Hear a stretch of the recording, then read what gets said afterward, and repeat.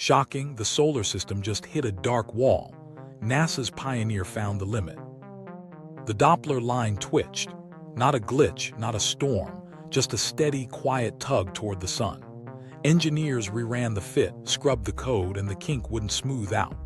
Pioneer was whispering the same number every time like a metronome in deep space. 8.74 times 10 to the minus 10 meters per second squared, tiny, relentless.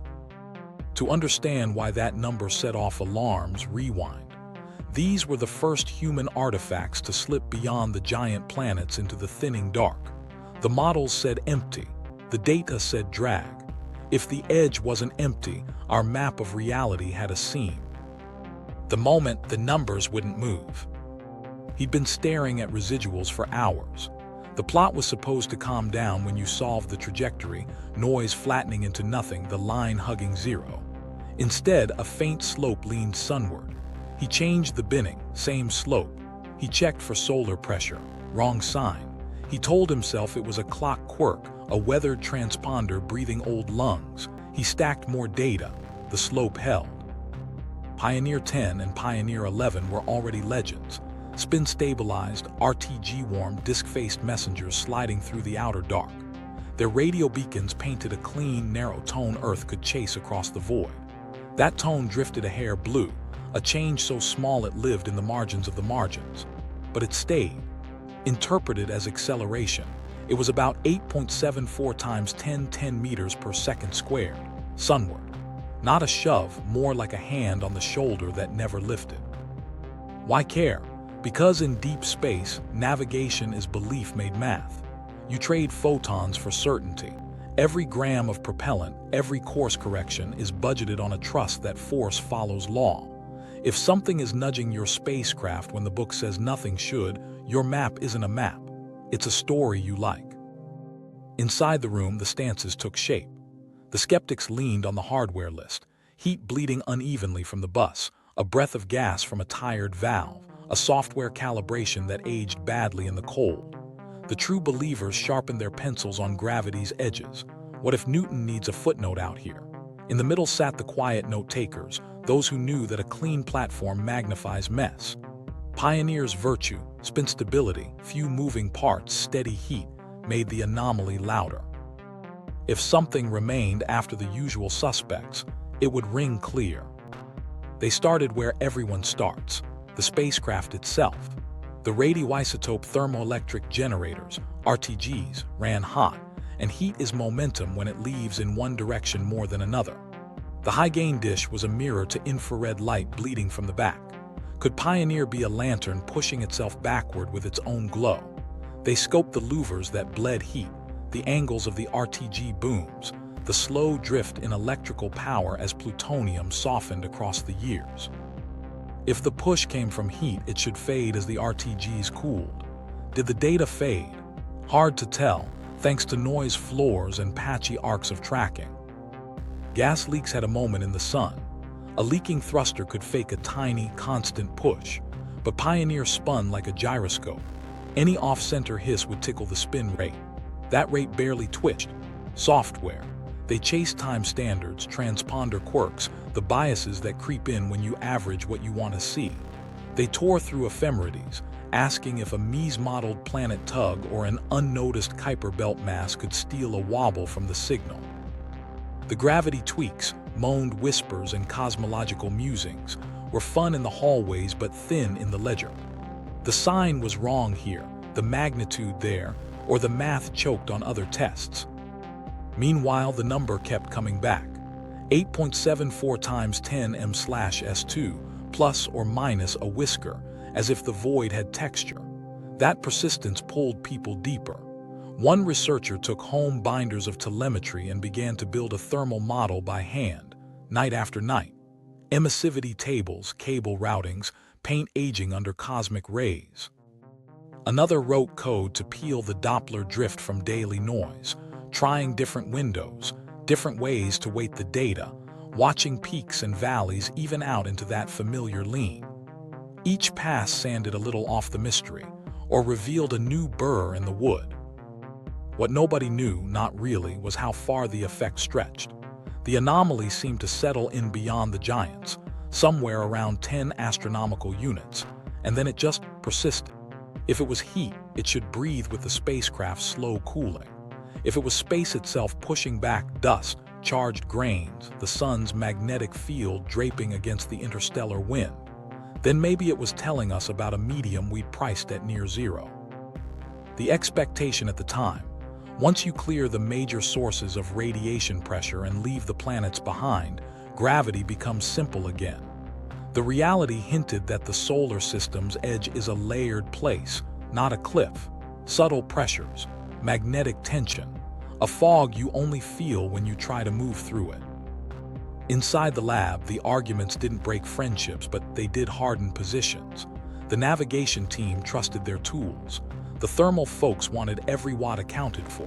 The plasma crowd smirked at the word empty. Yet when the residuals went up on the screen, everyone leaned forward the same way. Because if the hand on Pioneer's shoulder was Pioneer's own heat, then something in the dark was putting that hand there. To understand why this headache was earned the moment the rockets lit, you have to go back to how these craft were built and why their very simplicity made their ghosts louder. That's where the promise began, and where the trouble found a clean stage. Pioneers built for forever. They were built like lighthouses that could drift. Spin kept them honest, no jittery reaction wheels, no constant fussing with attitude. Lock the high-gain dish on Earth, set the spin around the long axis, and let inertia do the housekeeping. Out on the booms, 4 radioisotope thermoelectric generators glowed steady, turning plutonium heat into a quiet stream of watts. No solar panels to angle, no batteries to baby in shadow. Just a hard, simple rhythm meant to last longer than anyone's budget forecast. That simplicity wasn't an accident. The teams wanted a platform that wouldn't hide its own sins. Fewer moving parts meant fewer unknown torques. Constant heat sources meant you could, in theory, account for every escaping photon. The big aluminum umbrella of the dish gave Earth a bright target to ping, and the S-band transponder sent back a tone so clean you could measure a change smaller than a mosquito's mass turned into speed. Everything about the design said, if anything nudges me, you'll see it. The irony is, that promise cuts both ways.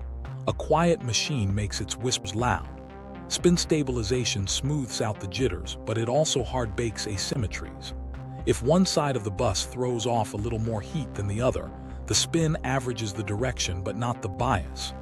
The high-gain dish becomes a reflector for that warmth bleeding from the back, and a reflector doesn't care about your budget. It cares about geometry. A few stray watts favoring the forward hemisphere adds up to momentum, day after day, year after year.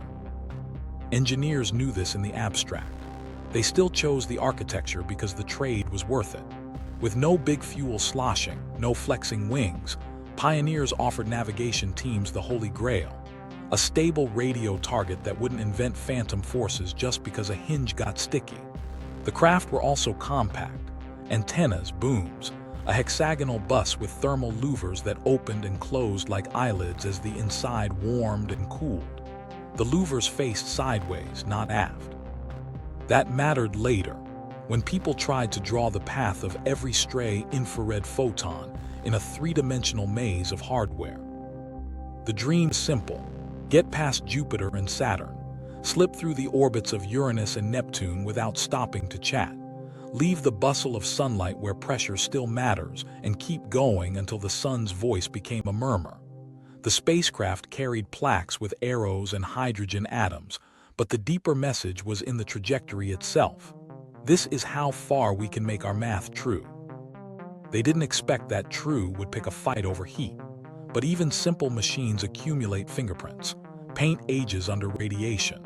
Multi-layer insulation sags, gets micrometeoroid pinpricks, changes emissivity by a few percent. Power falls as the plutonium decays, so heaters cycle differently. Cables aren't perfect. They conduct warmth like little roads, not like an Eden fog. Put those together and you've built a subtle bias factory. Nothing dramatic. No puff of gas, no thruster that forgot to shut up. Just a glow that prefers one direction. Here's the twist. The very things that help navigation, the clean radio tone, the steadiness, also kept the environment out of the suspect pool longer. When your attitude is rock solid and your spin is steady, you look at the cosmos first. Radiation pressure from sunlight, drag from dust, magnetic fields tugging charged grains in the spacecraft's charged skin. But sunlight fades as one over the square of distance, and out where Pioneer lived, that pressure was a gnat. Dust. The cross-section was tiny, the densities implausibly low for a constant effect. Charged grains. Maybe, but spin would average many of those kicks. The outside got ruled out faster because the inside was designed to be quiet. And yet the platform had a second gift. It turned deep space into a calibration chamber. With every planetary flyby in the rearview, the only big forces left were gravity, thermal recoil, and whatever the local medium might be doing. If you could pin two of those, the third would have to show its hand. That's why engineers took such pride in balanced booms and fixed geometry. Pioneers weren't sent to do plasma physics on the way out. They were sent to not lie about the trip. They also weren't supposed to last as long as they did. Built for forever was a joke whispered with crossed fingers, but the hardware kept humming. The power faded predictably. The temperature curves wrote long, slow arcs. Those arcs let people test ideas years later that nobody budgeted staff for. A graduate student could take telemetry from the 1970s and map a thermal profile to a Doppler drift from the 1990s. A postdoc could ask if the Louvre open-close cycles lined up with wiggles in the residuals. The design, by being old-fashioned and sturdy, left breadcrumbs. And that leads to the deeper stake. When a machine is this simple, you can, in principle, account for each watt. You can draw a line from heat to motion and know what portion of the blue shift is just your lantern pushing off its own light. If there's anything left after that accounting, then it's not your lantern. It's the sea you built it to sail. The Pioneers' very cleanliness made that test possible and made any leftover hum impossible to ignore. Out beyond the planets, the solar system thins. But thin isn't empty, and a clean ship makes whatever's out there easier to feel. As the trajectory stretched into the heliosphere's outskirts, that wager, the one baked into every bracket and louver, was about to be called. Where empty isn't empty. Out past the bright tyranny of sunlight, we thought the road got simple. Gravity keeps score, photons fall away, and the medium between stars fades to a rumor. That was the story we liked. But the sun doesn't just shine, it breathes. It throws a wind, charged particles, magnetic fields braided into a helical stream that inflates a bubble around us. That bubble has a shape, a texture, and a temper. Empty turns out to be layers stacked on layers. Start with the heliosphere. Think of it as the sun's weather pushing outward until the galaxy pushes back. Close in, the solar wind coasts fast and hot. Farther out, it feels the weight of interstellar gas and the friction of tangled fields. There's a point where the wind slows from supersonic to subsonic, the termination shock. Beyond that, the Heliopause, the churning zone where slowed solar wind, magnetic tension, and incoming interstellar whispers mix like two oceans meeting. And farther still, the Heliopause, the not-quite skin where the sun's breath finally yields to the interstellar medium. None of that is a cliff, it's gradations. But to a traveler measuring tiny forces with a radio tone, gradations can feel like edges. Subtle pressures that change slowly can masquerade as constants if your clock is coarse and your path is long. That's the trap Pioneer sailed into. The expectation baked into early navigation was tidy. After the planets, radiation pressure drops as one over the square of distance. Dust is scarce, and magnetic fields, while real, aren't supposed to hand out a steady push aligned with the sun. Gravity should dominate, predictable and clean. Reality had more knobs. The Heliopause isn't still, it breathes with the solar cycle. When the sun's activity swells, its wind stiffens. When it quiets, the bubble relaxes. Magnetic field lines drape and pinch. Charged grains skate along those lines. Neutral atoms swap charges with ions and slip through like ghosts, only to light up in ultraviolet when sunlight scatters off them. Dust counts rise and fall with filaments of the local cloud. Each ingredient is weak, but weakness over billions of kilometers can add up to a whisper you can hear, if your ship is quiet enough. Could that whisper look like drag? If there's a density gradient, a slow pileup of neutral hydrogen where the sun's force loses to the galaxy's flow, you'd expect a faint resistance, not a brick wall. Think more like swimming than crashing. The pushback would carry memory, responding to how the bubble swelled months ago, not just how it is now. To navigators squeezing meaning from Doppler shifts, that kind of resistance with history is a nightmare. It looks almost constant on short baselines and only reveals its heartbeat when you stitch many seasons together. Dust got its day in court. The cross-section of Pioneer was small, and interplanetary dust densities plummet with distance. Simple math said no. But then nanograins enter the chat, tiny charged particles that don't move like rocks, they dance to magnetic fields. Their effective drag isn't just mass hitting area. It's coupling, the spacecraft's own charge, the field geometry, the spin that averages kicks but doesn't erase a bias if the field prefers one direction. You can argue the numbers either way because the environment isn't uniform. It's veined like wood. Magnetic pressure wasn't supposed to matter for a lump of aluminum. The craft isn't a sail, but fields don't need sails to store stress. Where the solar field buckles against the interstellar field, tension builds, a kind of elastic skin. Flow tries to slip around, the skin stretches and snaps back, shedding waves and hums. If your craft drifts through a region where that tension is consistently higher on the sunward side, you feel a nudge. Not much. Enough to write a slope on a patient engineer's plot. And then there's the hydrogen wall, a phrase that would sound like science fiction if not for later instruments catching its glow. Picture neutral hydrogen atoms in the interstellar wind meeting the sun's outward flow. They can't come all the way unbothered. They pile up, just a little, where pressures balance. Sunlight scatters off them at a specific ultraviolet wavelength, Lyman-alpha. Decades after Pioneer whispered about drag, Voyager saw hints of that pileup in sky background. Years after that, New Horizons' ALICE spectrometer reported a persistent Lyman-alpha brightness that didn't fade with distance the way simple models predicted. Best explanation: an added, roughly constant component, consistent with a denser hydrogen layer near the Heliopause. Wall isn't a fence. It's a slow build, bright enough to see, soft enough to swim through. All of this lives in the margins where navigation hates to live. The math prefers empty because empty stays put. A medium with memory shifts the ground under your fit. That's why, in the lab, the spreadsheets multiplied. If empty isn't empty, you have to price in pressures you don't measure directly, in places you don't yet habit. You estimate. You argue. You build models with knobs you promise not to tune more than once. And while you do, the clean ship keeps sending back that honest, infuriating line that leans. So when the data said drag and the models said no way, it wasn't just a fight about a number.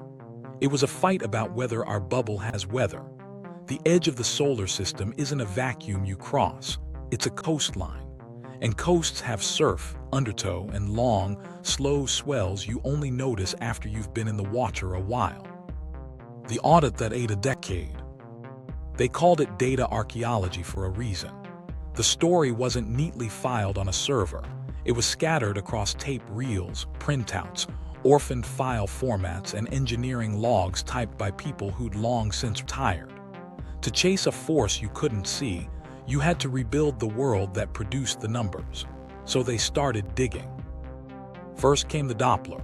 Those blue-leaning heartbeats lived on aging magnetic tapes. Some weren't labeled cleanly. Some had timestamps that drifted by fractions of a second, enough to fake motion if you weren't careful. Teams wrote software to read extinct formats, compared playback heads, cross-checked station clocks. A week would vanish just aligning two arcs of data so they could sit in the same sentence. When the line still leaned, nobody cheered. They took a breath and kept going. Telemetry was next, the slow, patient record of the spacecraft's body language. Bus voltages, louver states, temperatures at awkward corners of the hexagon. You couldn't model heat without knowing how hot things actually were, hour by hour, year by year. But even telemetry has ghosts. A thermistor drifts, a sensor saturates, calibrations get lost in a move. One researcher spent months tracking a single temperature channel back to a bench test in the 1970s, just to rescue a conversion curve from a photocopied binder. That wind shaved a sliver off the uncertainty. You could feel the force field of excuses shrinking. Meanwhile, arguments sharpened into homework. If this was heat, prove it with a model that earns its keep. Not a hand wave. A map of where every watt goes. Enter the heat model wars. Pioneers threw off thousands of watts as waste heat across their lives, mostly from the RTGs on those long booms. Most of that infrared left in all directions, but mostly isn't navigation. If a few dozen watts favored the forward hemisphere, bouncing off the back of the high-gain dish, sneaking past the bus insulation at an angle, that bias could look like a tiny steady push sunward. So they built a ship inside a computer. Facets, emissivities, cable routings as thermal highways. They fed the model real telemetry, RTG decay curves, power subsystem trends, louver open-close histories. They ray-traced photons from hot surfaces to cold ones, counted reflections, let the spin smear out direction but preserve bias. They made peace with dust on surfaces, paint aging under radiation, the small ugliness of real hardware. Then they asked the only question that matters. Does the recoil from this asymmetric light push add up to about 8.74 times 10 meters per second squared, with the right sign and the right time behavior? It's blurred. Microstory. A postdoc eyes sandpaper, tweaks the emissivity of a cable bundle by 0.5% and watches the integrated recoil curve nudge closer to the Doppler slope. Another night it overshoots when he moves a virtual louver. He puts it back, curses quietly, and leaves a note for morning. Across town, a colleague refuses to touch parameters without telemetry backing. No tune by feel, she writes on a whiteboard. The room nods. If a model can match anything, it means nothing. Outside these rooms, the dogma of navigation was on trial. Do you trust the ephemerides, the polished tables of where planets and the sun should put you, or the telemetry that says your own ship is shoving itself? The quiet truth, you need both. Ephemerides anchor the garden. Telemetry tells you how hard your hose is pushing back. There were detours. Gas leak ghosts were cornered with spin rate histories. If a thruster whispered, the spin would stutter. It didn't, not in the way you need. Software biases were hunted with independent pipelines. Two teams ran the same arcs with different code and got the same blue drift. Cosmological daydreams. Maybe expansion shows up as a local tick, fell apart under orders of magnitude and cleaner tests elsewhere. Each suspect that died made the heat case look less like a patch and more like a ledger. By 2012, Slava Turyshev and collaborators laid out a paper that read like a confession written by the spacecraft itself.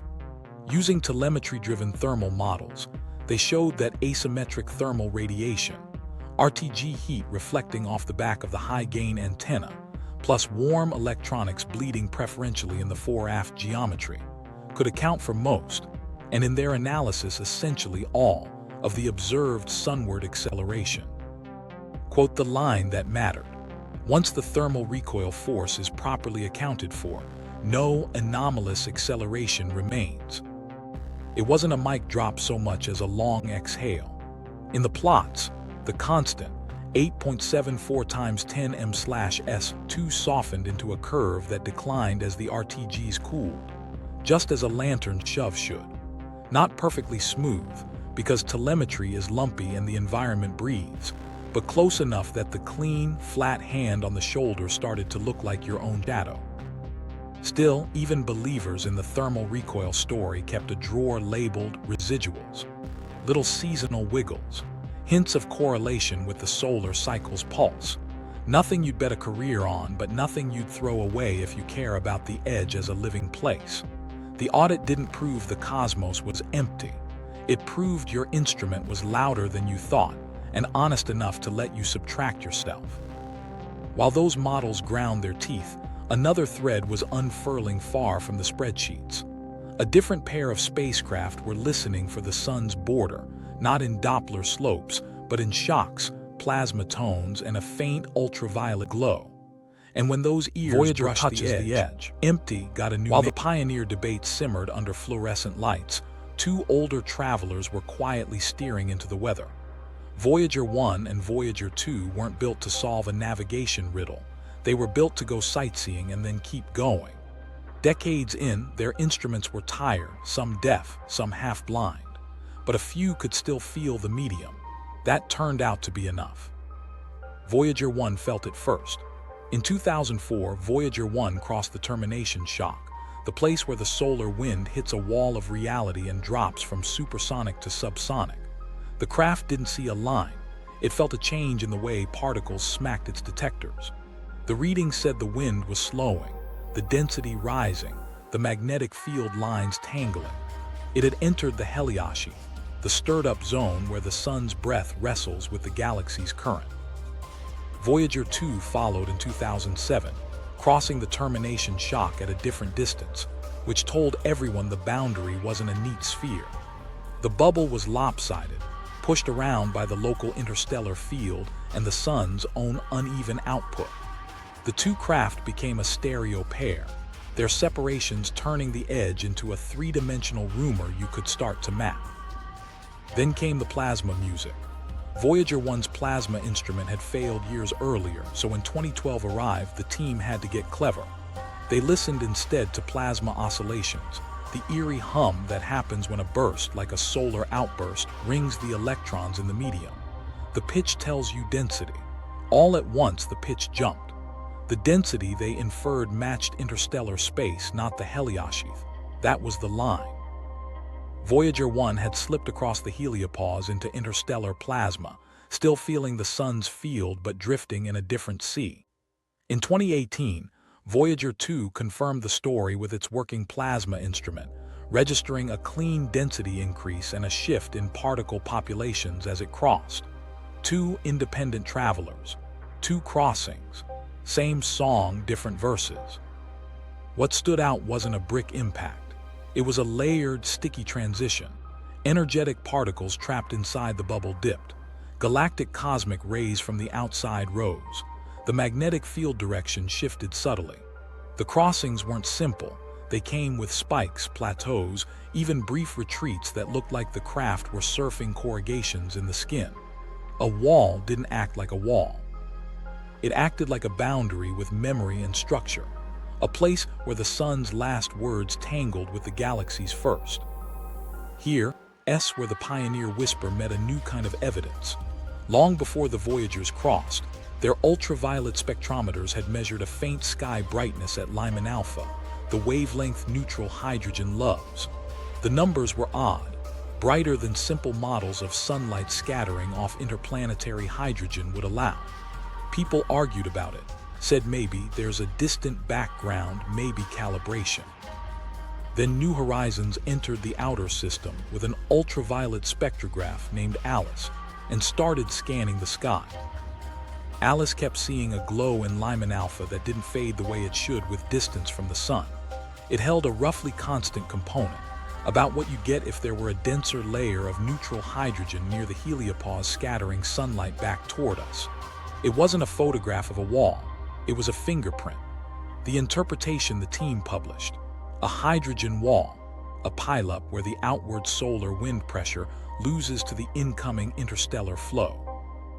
Not a fence you bounce off, but a drift line where stuff gathers, brightening the ultraviolet sky. The Voyagers' old hints looked less like quirks and more like first glances. 3 missions, spaced by decades, all telling a version of the same story. Now line that up with how a traveler feels the edge. If you swim through a region where density creeps up and magnetic tension tightens, you don't get a clean hit. You get resistance with memory. The particle populations around you carry yesterday's weather. Fields drape and snap. A spacecraft senses that as changes in particle counts, wave activity, and field strength, not as a neat, constant push in one direction. That's the difference between Pioneer's abstract slope and Voyager's lived environment. Pioneer read the medium through Doppler. Voyager wore it on its skin. So why did Pioneer's numbers look so steady for so long? Part of it is how you measure. Vectors of force, when smeared by a spinning, slowly cooling lantern, can integrate into something that looks flat if your time bins are wide and your noise tall. Part is where Pioneer was, well inside the Heliopause years before the Voyagers reached it, in regions where gradients change slowly across dozens of astronomical units. A swimmer in a lazy river feels drag without seeing the eddy that causes it. Human moment. When Voyager 1's plasma wave team first plotted that sudden pitch change, someone in the room said, "That's it." Not a shout, just a breath. They were hearing the edge rather than seeing it. Later, when New Horizons' Alice team overlaid their sky maps and that stubborn brightness refused to fade, there was the same quiet nod. Different instruments, different senses, same boundary. The wall, then, is real, but not a wall the way roads end. It's a rise, a sheath, a skin that thickens and thins with the sun's mood and the galaxy's tug. You don't crash into it. You pass through it, and it leaves fingerprints on your instruments. And that brings us back to the puzzle that started under fluorescent lights. If the edge resists like a memory foam more than a metal plate, what turned Pioneer's hum into such a tidy number?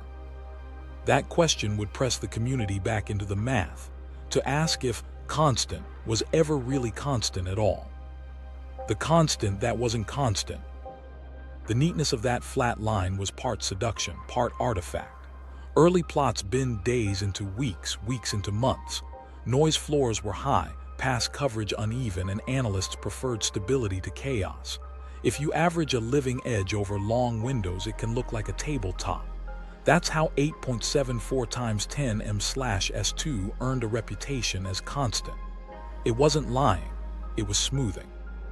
When teams later rebuilt the Doppler arcs with sharper clocks, better station calibrations, and telemetry-informed weights, the table showed a slope. Not wild swings, just a slow, sensible taper that asked to be seen. To check if the taper belonged to the spacecraft, they followed the watts. Thermal recoil is simple in principle. Every warm surface throws photons. Photons carry momentum. If more leave one side than the other, the craft gets a nudge the other way. But follow the watts becomes a detective story when your heater is a hexagon festooned with cables, louvers, booms, and a dish the size of a room. The RTGs were the headline, hot bricks on long arms decaying at a known half-life. The bus electronics were the subplot, boxes that warmed and cooled with power demands, tucked behind multi-layer insulation that aged. Spin mattered. Pioneer wasn't three-axis stabilized. It pirouetted. Spin erases directional quirks in lateral axes, but it preserves any fore-aft bias, exactly the geometry that matters if your dish reflects heat forward. So specialists mapped how the back of the high-gain antenna saw the glowing RTG faces across a spin, how much infrared bounced off and escaped sunward versus sideways, how much the bus leaked through seams you'd never notice until 40 years later when a graduate student draws them on a whiteboard. Turyshev's 2012 analysis landed like a careful verdict. Not a flourish, not a miracle, just a chain of accounting that fit the physics we already trust. Feed in the RTG decay. Let emissivities drift with age by amounts telemetry and materials tests can justify. Include the thermal louvers, duty cycle so you're not hand-waving.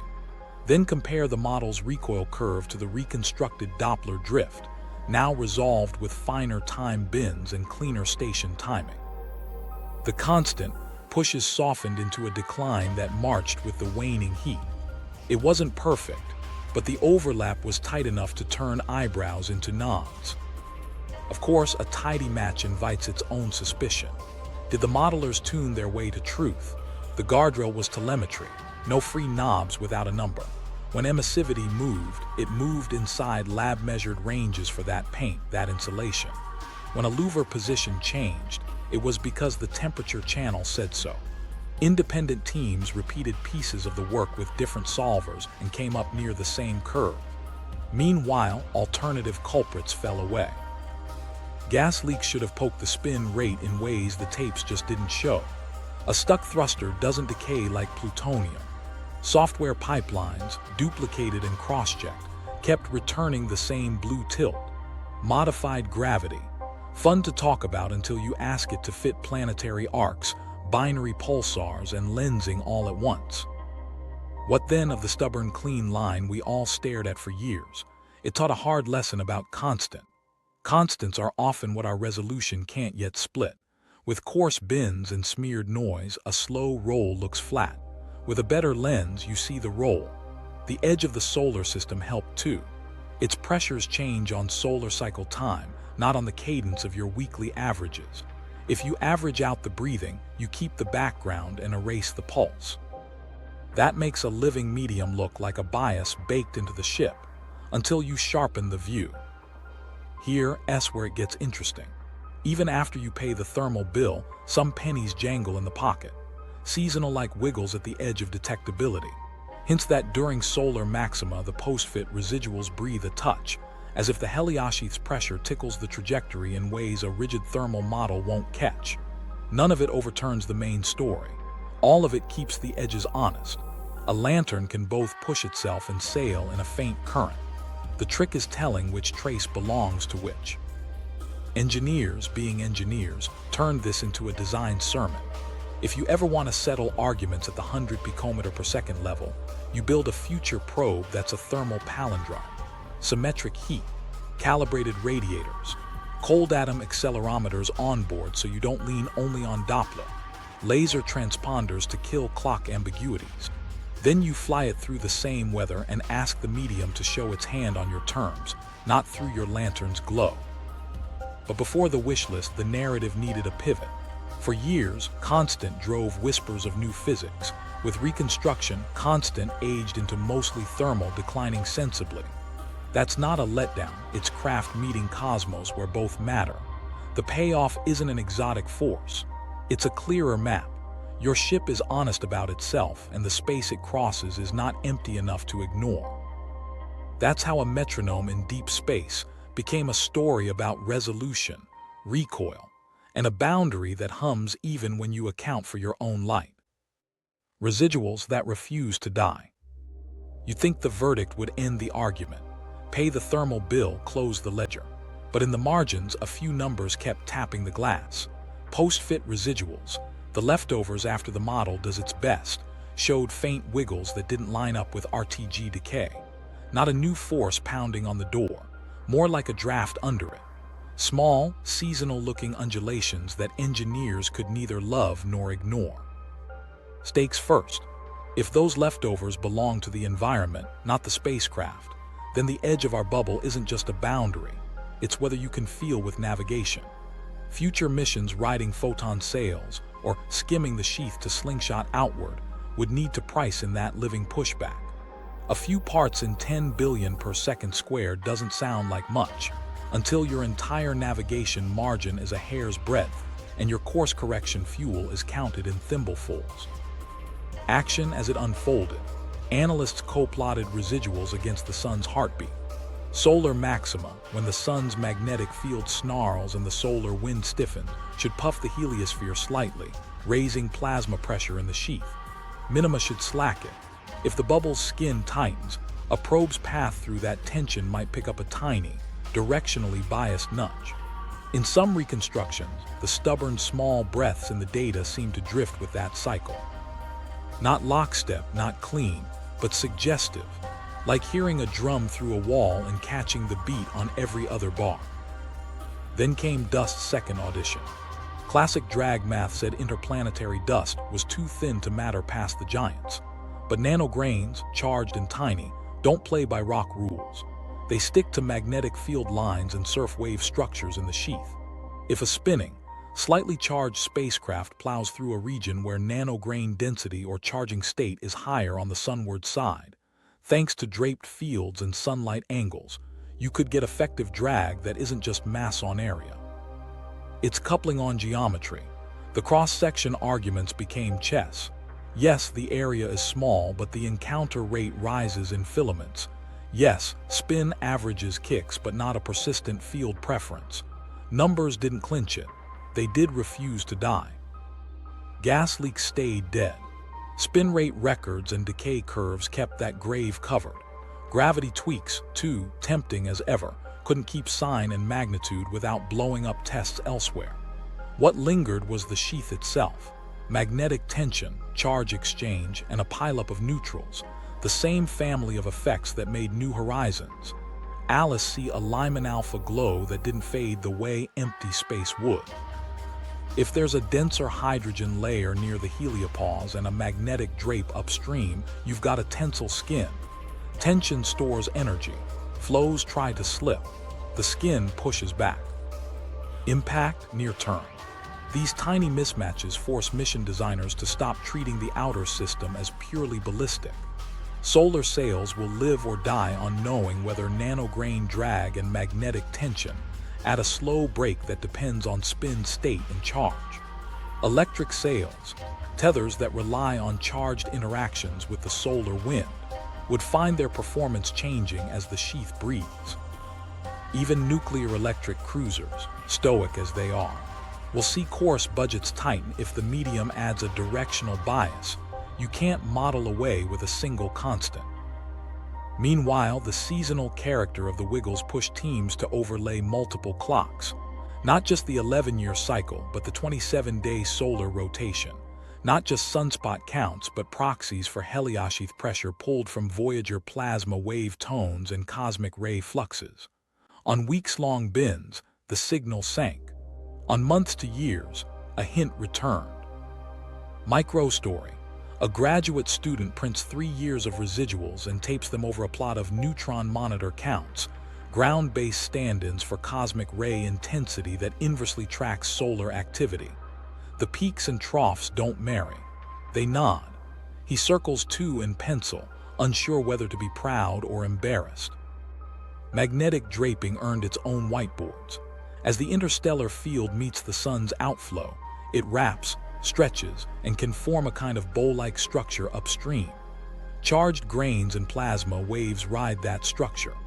A craft coasting outward through latitudes where the field geometry sets up a sunward preferred stress might integrate a near constant nudge over long arcs, then relax as geometry changes. That's a mouthful. In plain terms, the skin's elastic and sometimes your path keeps pulling the same spot. Even the direction question teased. If the anomaly were purely thermal, the vector should be locked to the spacecraft body, aligned with the dish axis. Residuals that breathe with the sun argue for a frame that knows where the sun is. Some analyses whispered that way. Others found the error bars swallowed the whisper. It was enough to keep polite arguments lively and slides ready for conferences where one eyebrow in the third row could end a career-long hunch. Here's the emotional beat. Scientists love killing their darlings more than keeping them. It's the cleanest high this job offers. But they also hate walking past a detail that doesn't sit right. The residuals weren't a siren song.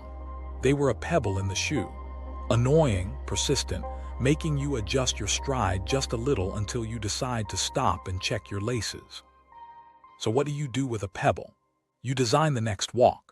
The community began sketching probes that would cut the thermal story to zero with symmetric heat and carry instruments that feel acceleration directly. Put them on trajectories that slice through the sheath at different latitudes, under different solar moods, and bring laser timing so Doppler no longer bears the whole story. If the living edge is in those pennies left over, a clean experiment can make the pennies pile into a roll you can count. The hand on the shoulder, mostly your lantern, the draft under the door, that might be the weather outside, and it's the weather we'll have to sail through. The human gamble. Conferences are where hunches go to live or die. A Pi stepped up to the mic with a slide that read 8.74 times 10m/s2, the digits big enough to see from the back row. He didn't sell it. He just let the number sit, then overlaid a thermal model curve that almost, but not quite, kissed the data. This is where we are, he said. Almost. In the third row, a reviewer raised an eyebrow the way a referee taps a pocket where the red card lives. The room hummed with a feeling scientists know too well.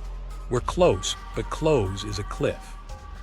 Career calculus isn't written in equations, it's written in stomach lining. Claim a new force and you might get a headline and a grant, or a correction that follows you for a decade. Back the thermal explanation too hard and you risk missing the sliver that points to the medium's hand. People made different bets. One veteran staked his talk on Turyshev's ledger. Telemetry-constrained heat could carry the load. If there's anything left, he said, it's the weather, not the law. Another, younger, argued for the dignity of the residue. If it breathes with the sun, she said softly, it knows where the sun is.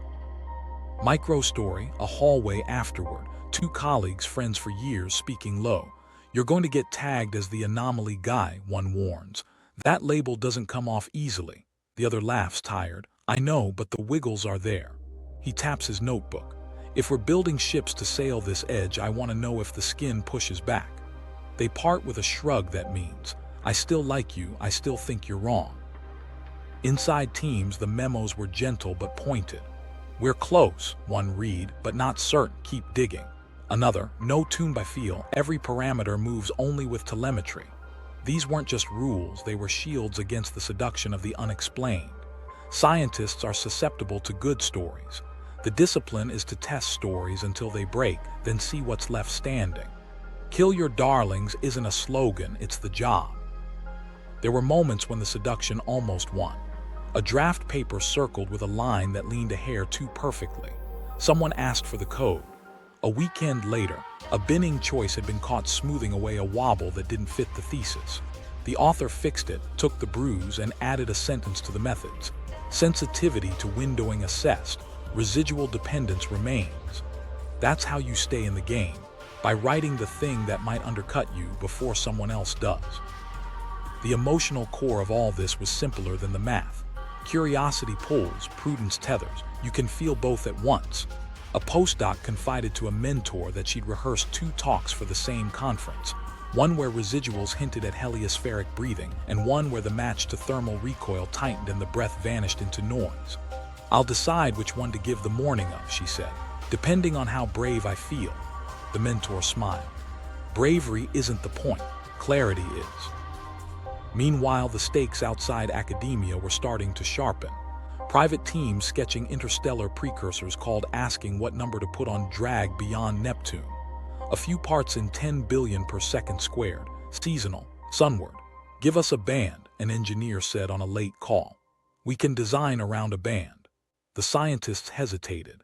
Bands feel like bets, but without them, someone else will assume zero and pretend that assumption isn't a gamble. The arguments also shifted as new evidence about the edge seeped in. The hydrogen wall glow from New Horizons didn't hand anyone a tidy force law, but it did turn the word wall from metaphor into something you could point at in a paper. In a meeting, someone said, if there's a denser layer out there, we should be humble about what the medium can imprint. Heads nodded. Then someone else added, and if thermal eats the bulk, we should be humble about what our lanterns can fake. 2 humilities, pulling in opposite directions, both true. Micro-story, a grant panel. A proposal for a thermal palindrome probe symmetric heat onboard accelerometer laser transponders. The budget line was not small. A reviewer typed, ambitious but resolves decades-old ambiguity, high programmatic value. Another typed, risk if pioneer residuals are entirely thermal, science return narrows. The chair looked up. That's not a bug, she said. That's the point. We stopped guessing. The score crept upward. For some, the gamble was public. A pi stood on a stage with cameras and said carefully that the pioneer anomaly taught us more about spacecraft than about gravity, and that this was a win, not a retreat. The clip didn't go viral. Quiet wins rarely do. But inside labs, it set a tone. You don't measure the cosmos with a ruler you haven't calibrated against your own shadow. Then came a twist nobody had penciled into their risk matrix. Evidence for walls showed up elsewhere, Lyman-alpha skins around other stars, structured edges in galactic magnetic sheets, boundaries that weren't sharp but felt sharp to travelers. The idea that our solar system has a skin wasn't lonely anymore. Pattern recognition is dangerous in science, but it's not always wrong. The room's mood shifted from "is there a wall?" to "what kind with what teeth?" The anomaly crowd didn't win. They were granted a narrower, better target. And this is the human truth under the data. They weren't chasing a headline. They were trying to earn the right question. Wall or artifact? Physics gap or hidden medium? The career gamble wasn't picking an answer. It was staking Walls years everywhere, on but building a different. way to tell. While that argument rumbled inside conference rooms, something bigger came into view. Edges aren't rare. They're everywhere once you know how to look, and they almost never behave like lines on a map. They're skins, sheaths, gradients that act sharp to travelers because the physics inside them changes faster than your senses can keep up. Start local. The heliosphere isn't the only bubble with a temper. Other stars drive winds too, and their bubbles glow in Lyman-alpha just like ours. Astronomers have stacked spectra from nearby stars and found excess ultraviolet light that fits a pattern. A faint, persistent brightness that doesn't fade the way simple scattering predicts. It's the same kind of extra New Horizons Alice saw for us. Evidence that neutral hydrogen piles up where stellar breath meets the interstellar flow. Not a fence, a skin, around many stars, not just the sun. Zoom out to the galaxy. The Milky Way isn't a placid disk. Magnetic fields thread it like rebar. Those fields don't sit still. They drape over clouds, wrap around cavities blown by supernovae, and stretch into sheets where different flows meet. Along those sheets, charged particles and dust grains ride like insects on a river's surface tension. Space there looks empty on a postcard, but to a traveler it can feel like a lane divider, nudging your path, bending cosmic rays, shaping where gas can slip and where it must shear. It's a boundary that's all gradient, and yet, if you cross it, you know. The local fluff, our neighborhood's patchy interstellar cloud, brings its own structure. Densities change over fractions of a parsec, temperatures and ionization shift. The sun is plowing through this fluff right now. That motion sets the upstream-downstream asymmetry that our Heliopause wears like a wrinkle. If you flew a craft through similar clouds around another star, you'd find its bubbles wall-dented and brightened in analogous ways. The pattern becomes a vocabulary. Star wind, interstellar flow, hydrogen pileup, magnetic drape.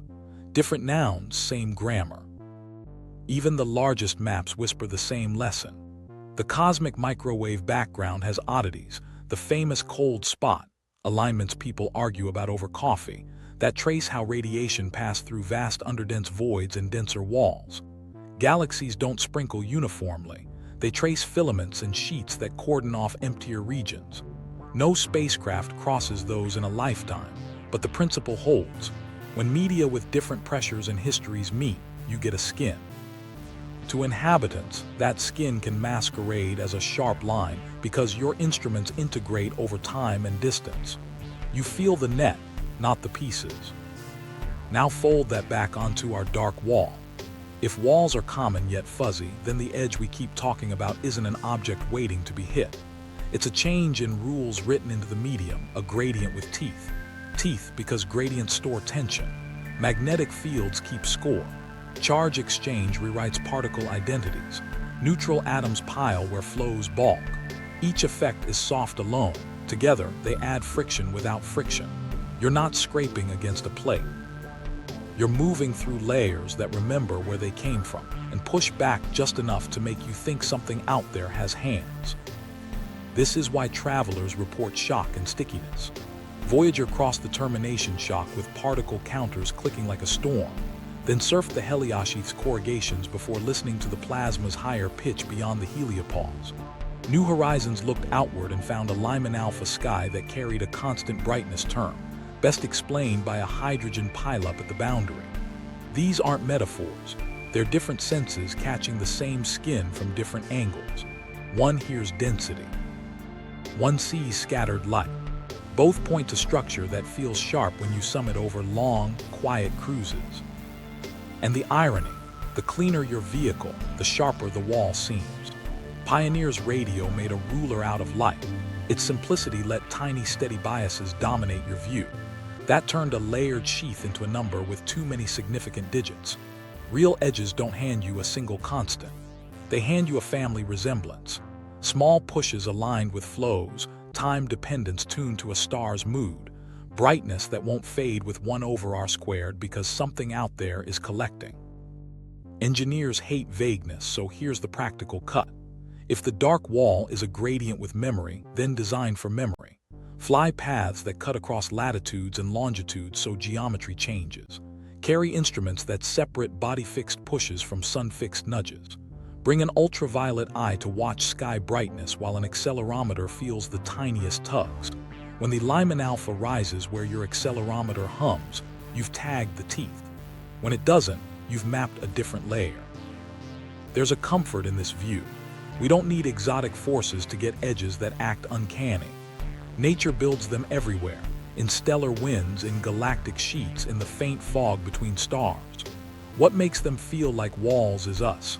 Our averaging, our patience, our insistence on using quiet machines to listen for whispers.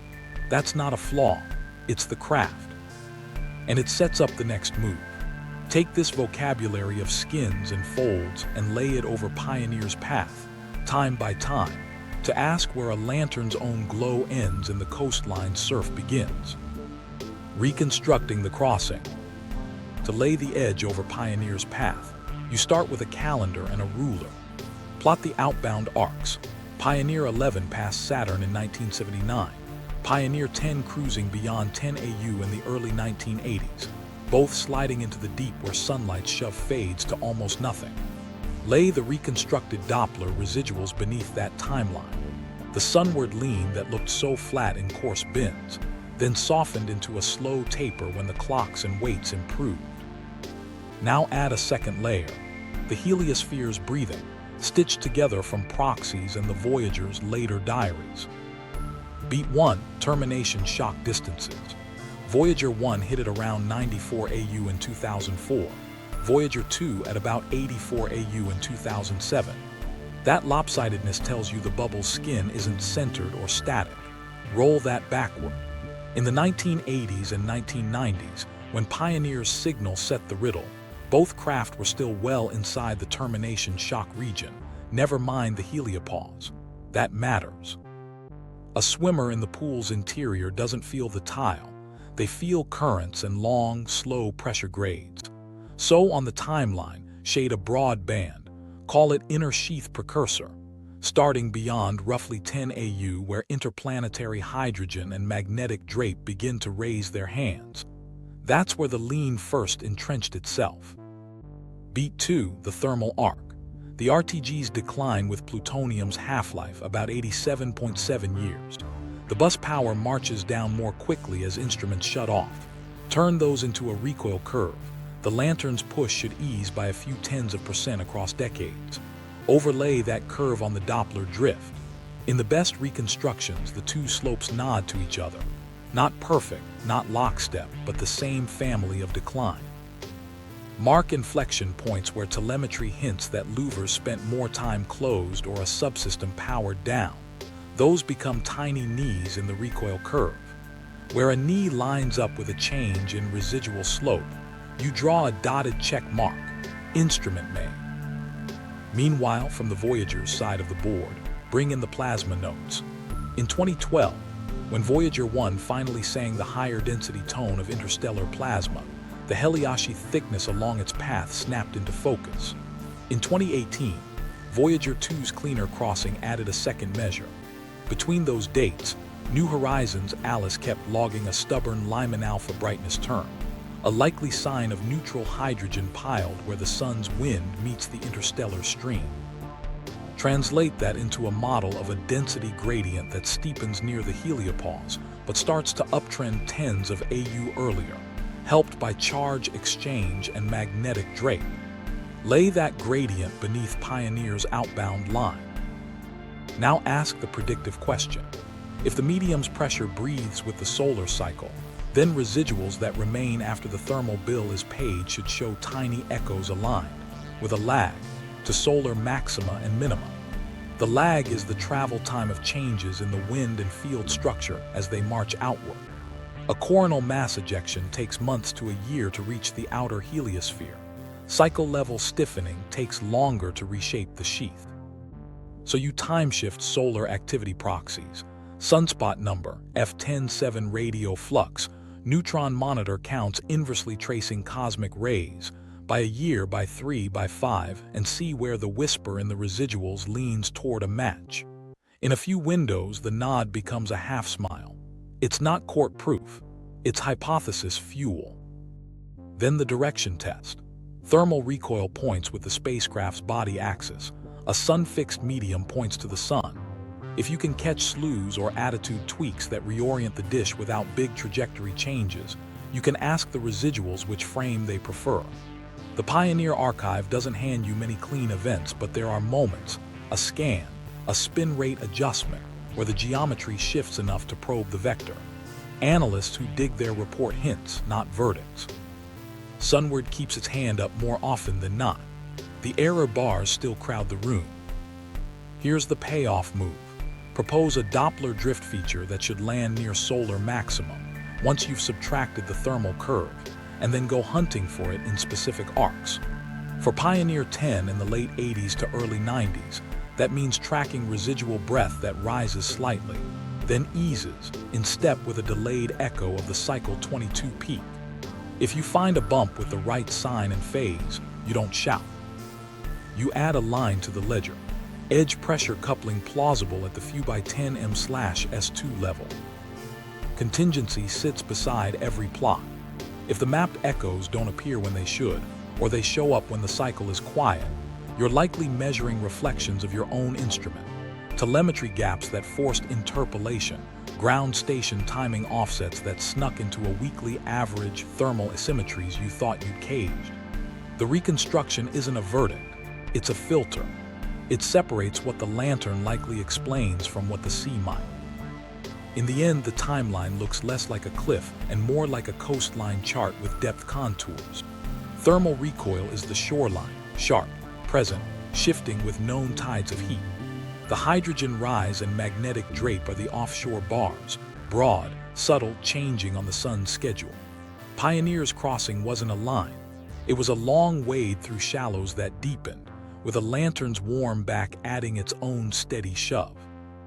The next move is obvious. Send a craft that measures the tide directly, not just the tilt of its own light. The probe we should have built. The ledger left us a blueprint. If a lantern's own glow can masquerade as a cosmic hand, then the next traveler needs to be almost invisible to itself. Symmetry first. Build a spacecraft that's a thermal palindrome, fore and aft as identical as engineering allows. Put matched radiator panels on both ends, locked at equal temperatures by active control.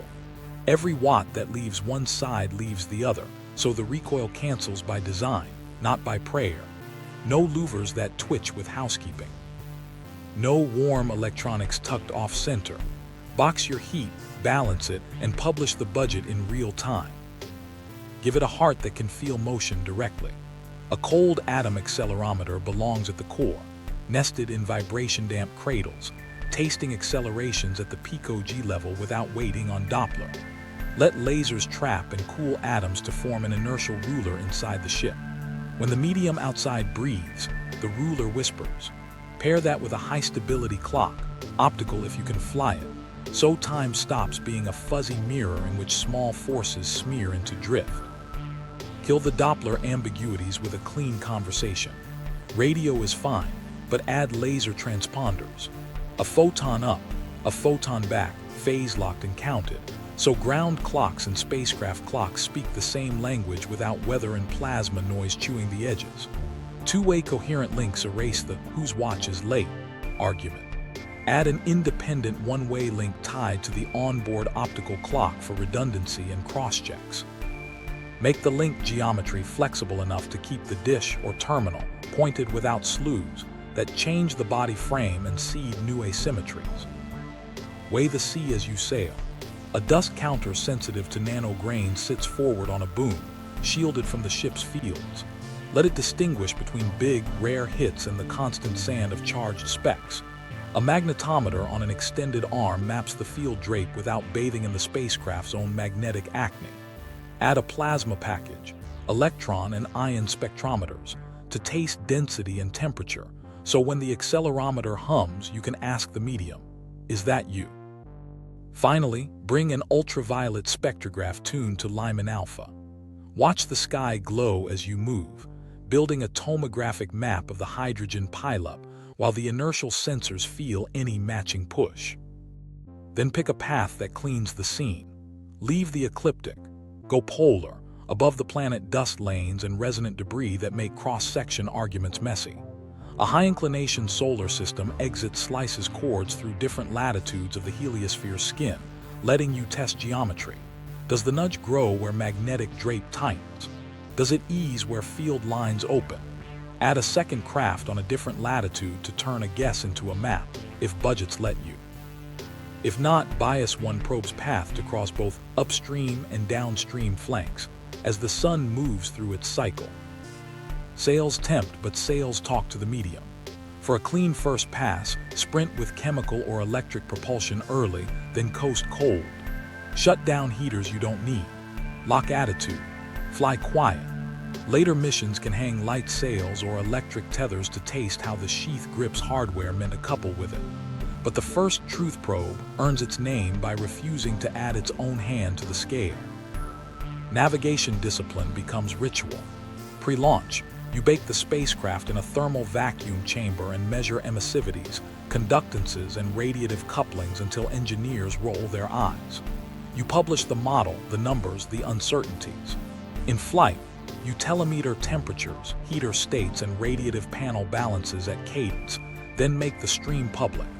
No tune by feel allowed because the feel lives in the feed. Every planned slew comes with a quiet drift before and after to test for body-fixed versus sun-fixed frames. The mission ops team lives by a rule: change only one thing at a time, then wait. Why this pain? Because the stakes aren't just academic. If the dark wall is a gradient with memory, interstellar precursors and crude deep space cruisers will navigate inside weather, not vacuum. A few parts in 10M/S2, integrated for years, matters. Solar sails will find themselves slowed or steered where nanograin density rises. Electric sails will perform to spec in the inner wind, then sag in the sheath's thicker, tenser flow. Even nuclear electric ships, fat with margin, will spend propellant on course trims they didn't price if the medium tugs consistently sunward. There's a second prize. A symmetric, quiet probe flying with eyes and ears can close the loop between what we see and what we feel. When the ultraviolet spectrograph registers a Lyman-alpha rise, and days to months later the accelerometer notes a faint, sun-fixed nudge as the same region washes over, you've paired the wall's light with its touch. If the touch never comes and the inertial ruler stays flat while the glow climbs, you've learned that brightness maps density, not drag. Either way, ambiguity dies. Call it humility in hardware. After decades of arguing with a lantern that pushed on its own light, you build a ship that cancels its shove, listens to motion directly, and sails a path that turns the edge from metaphor into map. Then you send it, quiet and patient, to write the answer in a line no one has to simulation temptation. There's a point in every stubborn mystery where the room sighs and someone says it out loud. What if the universe is a rendering and we've reached the edge of the active zone? It's not a claim, it's a pressure valve. When instruments keep hinting at a boundary with memory, when a clean number ages into a messy taper, that story slips in because it's neat. Neat feels good after years of spreadsheets. Why our brains go there is simple. We love patterns that close. A constant-looking 8.74 times 10M/S2 felt like a signature, a line of code you could point to. A hydrogen wall that brightens the sky at Lyman-alpha reads like a loading screen. The texture pass at the edge of the map. Tie those together and you've got a narrative that any gamer, any coder, any person who's waited for a progress bar can taste. But taste isn't test. So let's separate metaphor from mechanism. If there were a rendering zone, call it a hardware artifact in the underlying computation. You'd expect boundaries where precision changes. Maybe clocks drift in one regime but snap to a coarser step outside. Maybe distances quantize when you leave a star's active cell. In that view, a small, steady drift could be the leak between modules. The Pioneer number looked like that for a long, seductive moment. Then Turyshev's ledger taught us humility. When you count the lantern's photons honestly, that constant softens like a cooling stove. A hardware artifact would have to fake the RTG half-life too. That's a tall ask. Still, the metaphor earns a seat if it guides a sharper question. Hardware artifact is useful shorthand for limits in the measurement stack. Ground clocks versus onboard clocks. Plasma noise in radio links. Station timing offsets that nudge Doppler in ways that mimic motion. We saw all of that in the audit. Each was a quasi-simulation boundary of its own, a place where our interface with reality stepped down a resolution rung. When we patched those rungs, better station timing, telemetry-driven weights, the illusion of a constant firmed into a story about heat and a breathing edge.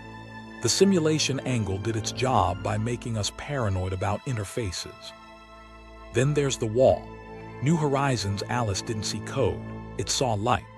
A persistent Lyman-alpha component that refuses to fade with 1/r² is the kind of thing a rendering story would borrow, but it doesn't need it. Neutral hydrogen piles up where flows meet. That's fluid, field, and scattering physics, not a polygon budget. The value of invoking a rendering boundary here is psychological. It reminds us that boundaries can look sharp when systems switch modes. The danger is letting that neatness bulldoze the messy, measured, physical slope we already have. Scientists live in that tension. Use metaphors as stepping stones, then kick them away once you reach firmer ground. So what would a disciplined simulation test look like? You'd predict anomalies that reference computational constraints, not environmental ones. For instance, artifacts that track with coordinates in a universal grid rather than the sun's frame. Discontinuities at fixed radii regardless of stellar wind conditions. Identical drifts for thermally different craft crossing the same shell. None of that is what Pioneer and Voyager gave us. We saw declines that marched with RTG decay, wiggles that nodded, just a bit, to the solar cycle, and boundary signatures that varied with latitude and time. That's weather, not quantization. There's another productive version of the idea. Treat simulation as a placeholder for unknown fields and media, things we haven't modeled yet that act like hidden layers. In practice, that's how good teams use it. It's a dare.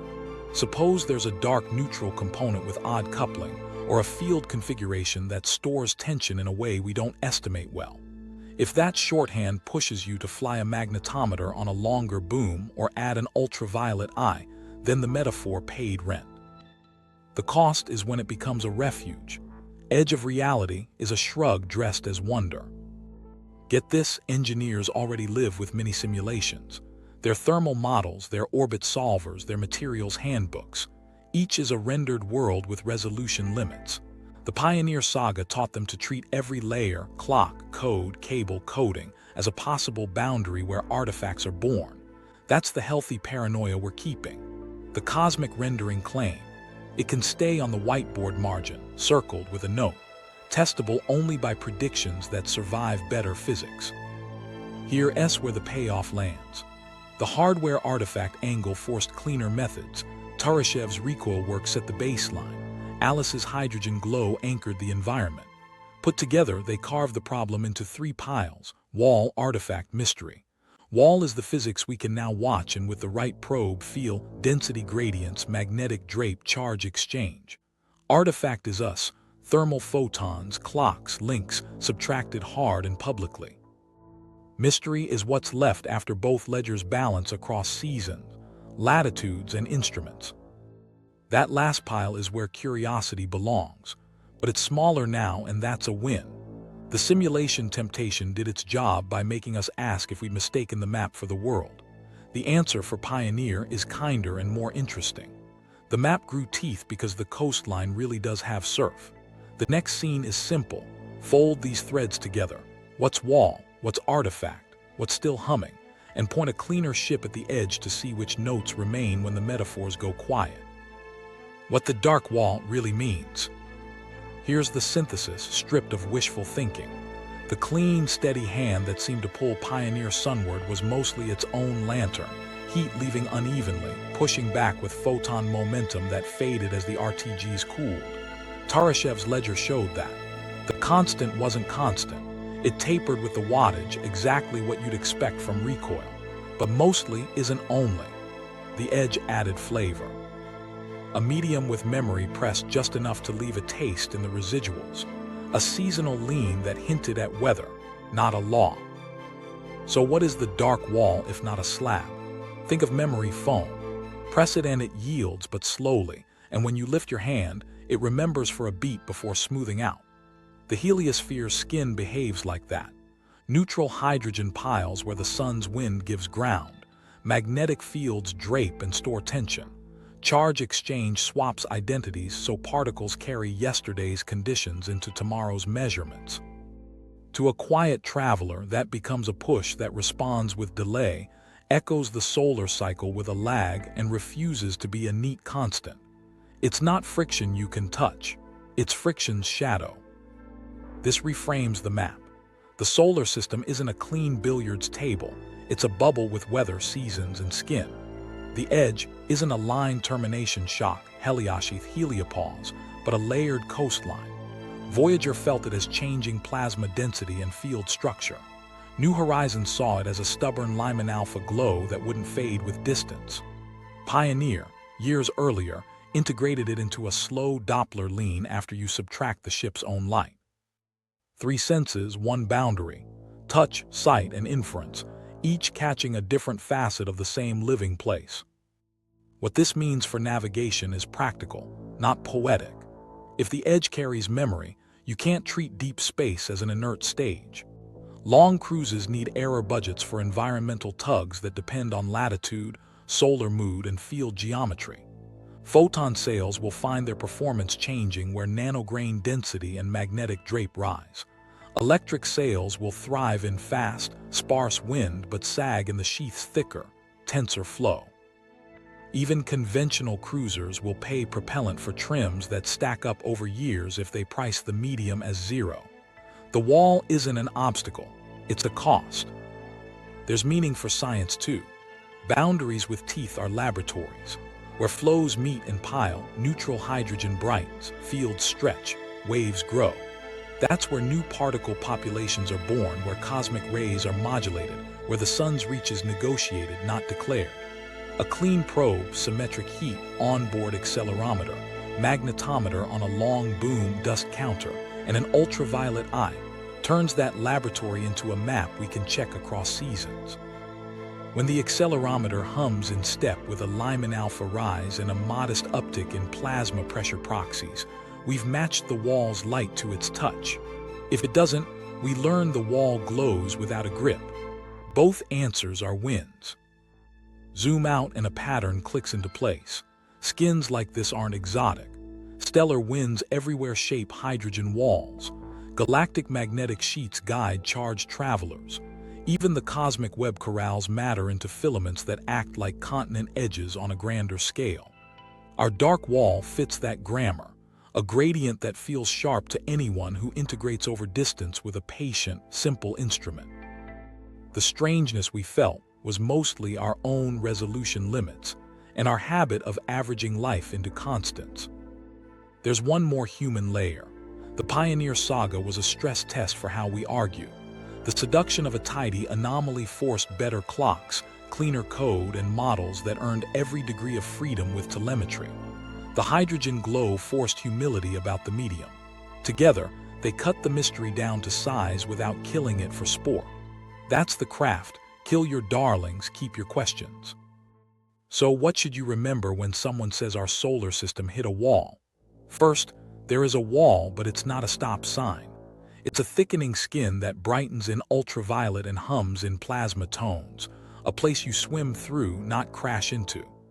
Second, Pioneer's tug was largely self-made, shaped by heat leaving unevenly, then colored at the margins by a living medium. Third, the path forward isn't arguing metaphors. It's flying a ship built to cancel its own shadow and listen directly for the sea's hand. And here's the quiet thrill. If we design that ship and sail it through different latitudes while the sun marches from quiet to wild and back, we'll watch the coastline breathe in real time. We'll turn a rumor into a chart. The dark wall stops being a headline and becomes a forecast. Today's sheath pressure, tomorrow's drag, next year's safe lane upstream of the interstellar flow. That's not just curiosity. That's a roadmap for leaving home with eyes open. The edge is alive, a layered skin that glows, hums, and leaves fingerprints on every traveler, while our own lanterns make their shadows look like hands. If you want to see how this living coastline shapes tomorrow's missions, stick with us. Subscribe, then watch our deep dive on the heliosphere's ghost current right here. Your click helps fund the next story, and the mission concept we just sketched that can finally feel the wall directly.